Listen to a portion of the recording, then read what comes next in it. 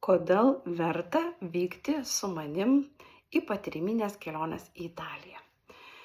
Ogi todėl, kad tos kelionės nėra paprastos turistinės kelionės, įprastos kelionės, prie kurių galbūt jūs įpratę, kaip jūs esate keliavę. Tai yra kelionės ne tik tai į kitą šalį, ne tik į nuostabią šalį Italiją, bet tai yra kelionės ir į save, kad labiau pažinti save, suprasti save, pradirbti su savimi.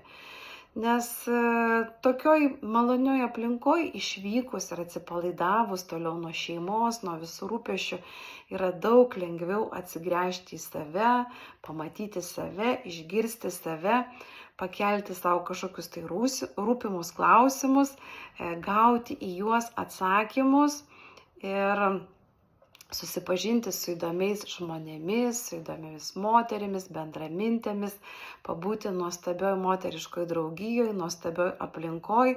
Italija tai tikrai jinai nuostabi. Ir ypatingai, pavyzdžiui, dabar balandžio mėnesį, tai ten viskas žydi, viskas bus labai gražu ir nuostabu. Ir mielosios, turiu dabar kaip tik laisvų vietų į artėjančias keliones balandžio mėnesį, į Apuliją. Ir taip pat prie Komo, prie Gardos ežerų. Ir taip pat dar į Ligūriją, į Cinque Terre.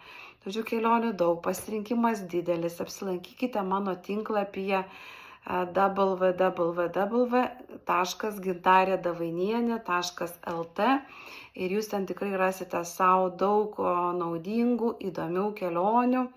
Pasirinkimas tikrai didelis, vietų dar yra. Vienintelė kelionė, kuri prie Komo ežero gegužės pabaigoje su Milda Samienė jau yra išparduota, vietų jau neliko, bet į kitur dar vietų yra, tai labai tikrai kviečiu prisijungti ir patirti tą Italiją kitaip. Ir jūs gausite iš manęs ne tik vadovės paslaugas, bet taip pat ir asmeninės ir sesijas, ir mokymus, ir transformaciniai žaidimai, ir asmeninės coachingo sesijos, ir terapijos, ir psichoterapijos, ir jūsų klausimus bus atsakyta, kas jums bus rūpima, nes tai sakau, nėra tokios tikrai tik tai poilsinės kelionės arba pažintinės kelionės. Aš nesu gidė. Nesu ta gidė, kuri pasakys jums, va čia va, šitas pastatas dabar yra apie tai, šitas ten objektas apie tai ir anai. Aš esu gidė į jūsų sielos gelmes, jūsų širdis, į jūsų problemų priežastis ir taip toliau. Aišku, be viso to, kadangi labai dažnai